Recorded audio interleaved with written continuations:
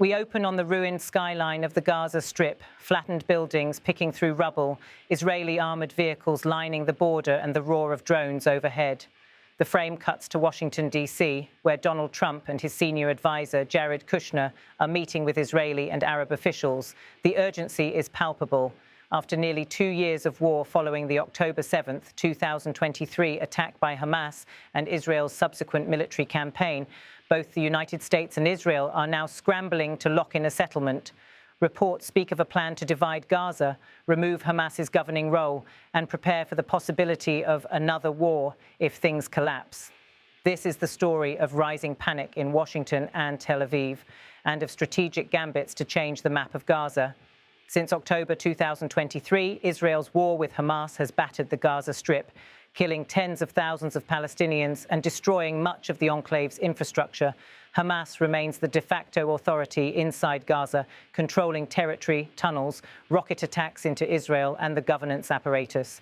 Israel, meanwhile, has faced domestic fatigue, international criticism, mounting humanitarian disaster, and the still unresolved Palestinian hostage crisis. Against that backdrop, the US and Israel have begun to shift strategy. They no longer see merely a war to end Hamas militarily. They are now moving to reshape Gaza's governance, security architecture, and perhaps its very demographic and territorial structure. In Washington, Trump and Kushner have re-entered the Gaza theater in full force.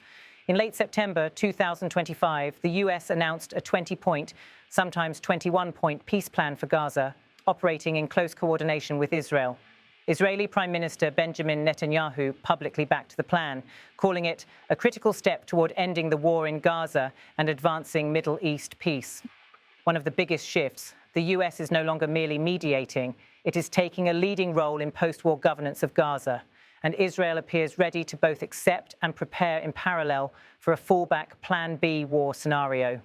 The urgency within Washington and Tel Aviv is driven by several converging pressures: hostages still held by Hamas, mounting Gaza relief needs, rising costs of war, diminishing Israeli tolerance, and the political calendar at home. In effect, the panic is real, both to secure a deal and to hedge against collapse.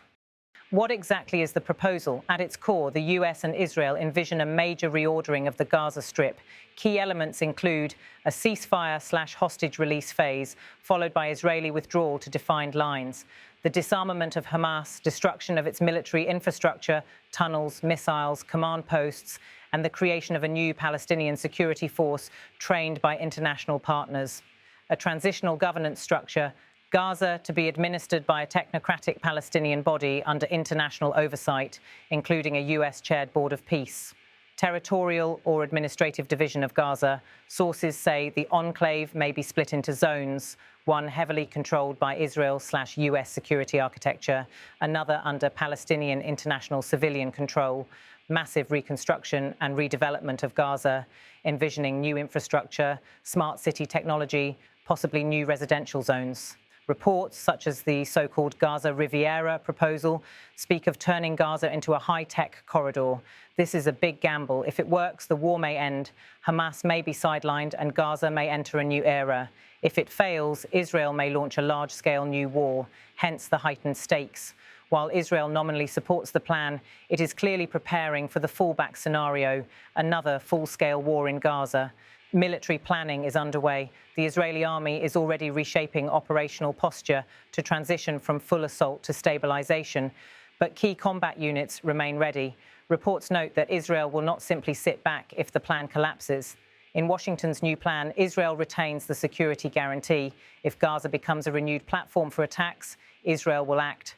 For example, Israel has already begun shifting into first-phase deployment under Trump's plan, but open fighting continues.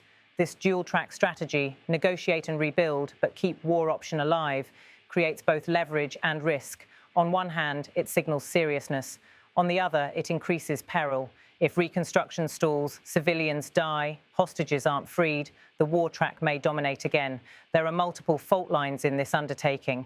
Hamas itself, the militant group, has signaled some willingness to engage with the plan on hostage release and ceasefire, but refuses full disarmament or giving up its political role, essential elements of the US-Israel blueprint. Without that buy-in, the scheme may falter. Israeli domestic politics. Netanyahu's coalition includes far-right figures who oppose any compromise that gives Gaza Palestinians meaningful control or allows a transitional authority. Reports say Netanyahu faces backlash from his right flank as he advances the deal. Humanitarian and legal concerns. The so-called Gaza Riviera redevelopment plan, leaked in some formats, proposes mass relocation of Palestinians, new luxury infrastructure, and heavy overseas investment. Critics call it ethnic cleansing by another name. Regional and donor fatigue. Gaza reconstruction will cost billions. Gulf states, Europe, the UN, and NGOs may be hesitant to invest if the security situation remains volatile. The transitional governance model may face legitimacy problems among Palestinians. Implementation risk, building a technocratic body, training new security forces, disarming a decades-old militia, restructuring a shattered economy. These are tall orders. Any delay risks slipping back into war. What happens if the plan collapses? Then Israel likely moves into a major war footing again. Civilians suffer, humanitarian corridors close, hostages either remain or become casualty. The risk of regional spillover from Lebanon, Iran, Gaza's neighbours, rises substantially. If the plan succeeds, Gaza transitions into a demilitarized zone. Hamas is sidelined. A Palestinian technocratic governance structure takes root. Israel secures its border and reconstruction starts. Normalization between Israel and Arab states may accelerate. US regional influence may be restored. And Gaza civilian life may gradually stabilize. If the plan fails, the war track dominates again. Israel launches a new offensive. Gaza suffers further destruction. Hostages might be lost or remain long-term. Donor states pull back. Hamas or a successor militancy resurges. Regional tensions via Egypt, Lebanon, Iran could flare. Either way, this reordering attempt will reshape architecture of Palestinian governance, Israeli security posture, US diplomacy in the Middle East, and the nature of future reconstruction financing. Gaza could become a test case for post-conflict redevelopment under foreign oversight, which raises profound questions of sovereignty, international law, human rights, and power dynamics. Here are the key upcoming milestones to watch in this story. Release of remaining hostages by Hamas and the parallel release of Palestinian prisoners by Israel, the first test of the ceasefire phase. Israeli withdrawal to agreed lines inside the Gaza Strip and whether movement is verified by independent monitors. Formation of the interim technocratic Palestinian Authority, selection of its leaders, and whether Israel and Gaza Palestinians accept it. Deployment of any international stabilization or peacekeeping force, and the training of a new Palestinian security apparatus. The progress of massive reconstruction efforts, financing, donor commitments, and whether civilians can safely return.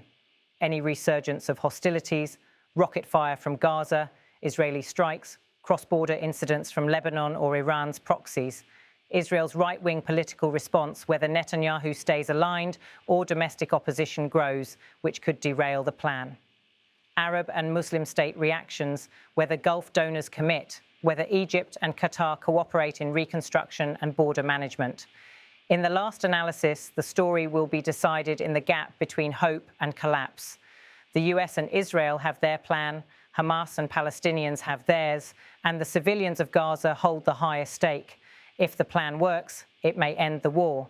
If it fails, Gaza, Israel, and the region may spiral into another major conflict.